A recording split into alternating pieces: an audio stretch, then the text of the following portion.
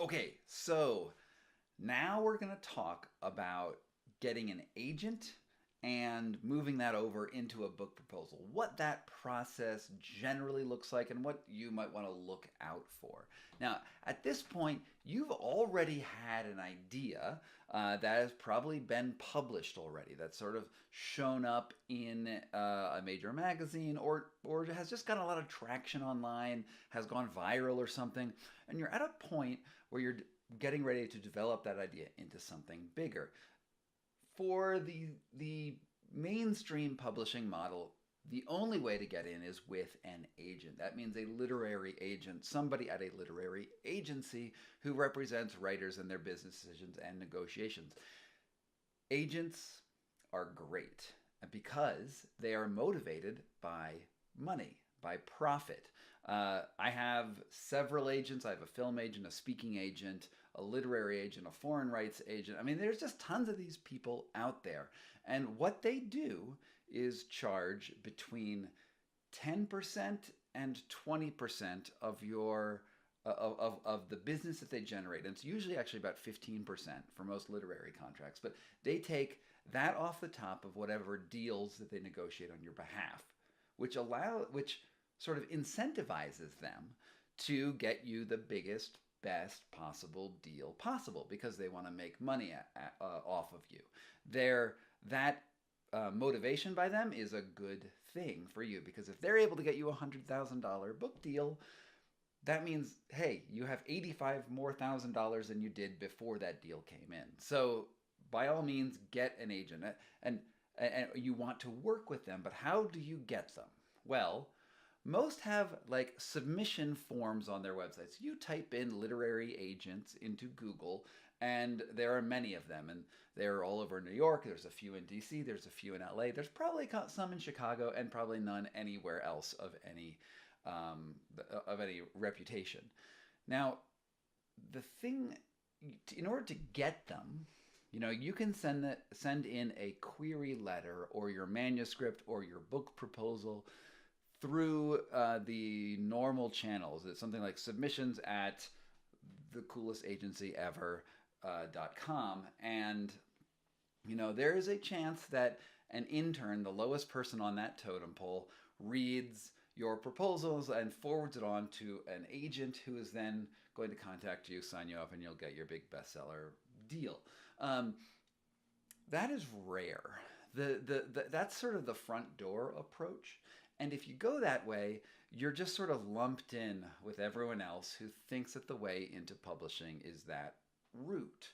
Now, all of these agents are always looking for the next big thing. They're looking for that way to make a check, but they also don't want to like wade through the hideous amount of crap that's produced every day in order to find that thing. So really, the way to get an agent is to get noticed with your viral, awesome content. Maybe it goes into a major magazine, and then they read it, and then they contact you, or it's viral and they contact you, or, well, nepotism. Go out there and talk to people who are already published, who are already in that public sphere, who have published a book and maybe have agents, and get recommendations. A lot of the times you can, maybe you have a rapport with a writer and you sit down, you ask them for some literary sage advice. Maybe this is a way in, but it always helps to have some sort of recommendation to get through that initial hurdle.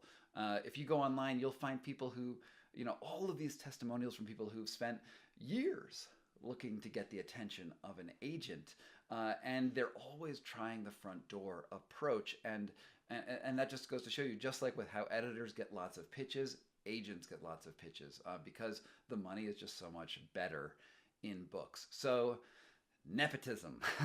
Find a recommendation and get in somehow. Don't come to me. I get lots of requests for people trying to use my contacts. It's just not sustainable for me to recommend every single person I know to my literary agent. It's just, but do go out there and find other writers who have done things, start a rapport, and start trying to work the back avenues into that. Now, when finding an agent, you should definitely interview two, three, or four of them. Like find somebody who's in your wheelhouse, who represents people who are sort of similar to what your interests are. And you may have the opportunity to work with some very famous people. I mean, agents who have sold, I don't know, Bonfire of the Vanities, and am I out of date? Michael Chabon's new book, and Neil Gaiman. Maybe they represent these people, and I'm gonna say that the test for which you decide to work with an agent should not be their clout score or that big reputation around it. What you need to do is first assess if they've sold books before to the major houses. And there's like 20 major publishers that your book might want to go out to. And if they have published in those places, they have some track record, it means that they have connections and they know who to talk to be taken seriously. All of the legitimate people have those connections. Second, the most important criteria to choose is how enthusiastic they are about your project. I cannot tell you how many people I have met who have advised, who've gone with an agent who seems to have a very well-established reputation, but who just sort of took on another project because they thought it would be easy, and they didn't necessarily. They weren't totally sold on the project. They weren't so excited to work with the writer to develop the great proposal that's going to go further. And it's important to have somebody who's behind you because their enthusiasm will translate to enthusiasm in their pitches as they pitch editors down the road. And so when you're out there, should you be fortunate enough to have offers from multiple agents, go for enthusiasm over reputation because they'll work harder for you. Now, once you've got that agent, the next thing you do is you're going to want to write a kick-ass book proposal. A proposal which, again, just like that pitch letter that we talked before, hits that dopamine drive and makes people excited to read your work. And, publishers are like venture capital. They only want to invest in projects that they think are going to make back their money. On the other hand, they also realize that not every book is going to be Harry Potter. Not every book is going to sell, 26 million copies. So the way that their models work is they're trying to make bets on books that could be the next Harry Potter. But at that time, there were probably 70 other YA books that were in the contender for being this mega huge hit. So what they do is they wait till they have one mega huge hit, that has made them millions and millions of dollars. And then they make small bets on all sorts of like small-time writers. And they'll give them something like $50,000 to $100,000 book advances and pass them out to 70 or 80 writers with the hopes that one of those people is the next big thing. And then that, for them, pays for all of the other writers that are out there. And, that is the market that you are going into. You're going to go there, and your first book probably won't give you a multi-million-dollar advance, although a good agent might be able to make an argument for that. And, but, if your proposal is good enough, if it sells it, if it has a great marketing section, and it's able to tell these publishers, that there's money to be made, that the publishers aren't in the business of educational content. Like, they don't care how good your book is. They don't care that I wrote a book called What Doesn't Kill Us that's about hacking your body and taking control of your immune system. They don't particularly care. What they would publish a book called The Marshmallow Diet Makes You Lose Weight if that's going to make them $50 million. Like, they don't care about the long screed on climate change about why the world is doomed if they don't think it's going to make any money. So in that proposal, you're making a case, not only that you're a good writer, but your book is going to reach out to audiences that will then buy the book and then make the publisher money. Now, you can go back to that. Remember, we talked about Wired's rate sheet before. Well, if you go back to it, that's a great diagram of how businesses talk about audiences and how they monetize audiences. You can learn a lot from the way that they talk about this and establish a market value.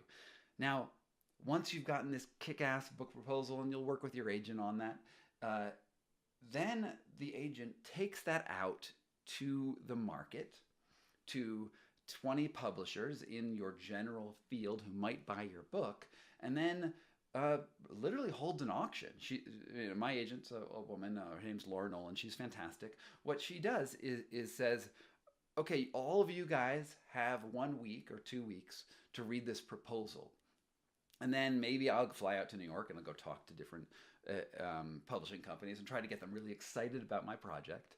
And then she says, starting at 9 a.m. on Monday, we're going to start our auction at some random number. Maybe it whatever she thinks she might be able to get for it. But let's say $100,000. And then she says, and I will tell you as the bids come in, and every next bid has to be a $10,000 increment above that. And most of those publishers won't want the book for whatever number of reasons. They won't want the book. But if 2 or 3 or 4 want it, bidding war. All of a sudden, all of these publishers think your book could be the next big seller, and they'll bid in $10,000 or $25,000 or $100,000 increments up to the point where all the bidders have exhausted themselves and there's only one left, and boom, that person gets the book. Now, in that auction, the agent is able to set all sorts of preconditions, like I am just selling North American rights. I am just selling Canadian rights. This is just for the print edition, not the ebook. This is just for the print edition. Author retains audio rights. My suggestion is that before you even go into this, you have to have a talk with your agent to say you have to hold on to some rights.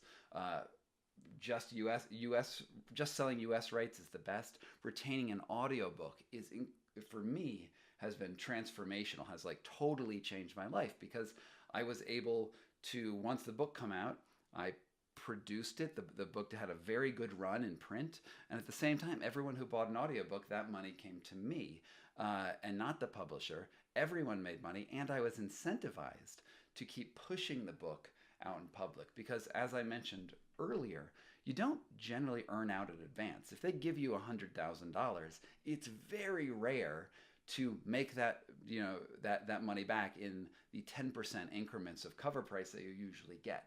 So it's super important for your own motivation and your own desire to get word out about your work in order to have some sort of revenue stream coming in that keeps you motivated to keep promoting it. And for me, that's been audiobook, but that could be a lot of other things too, as long as there's some incentive for you to work. All right.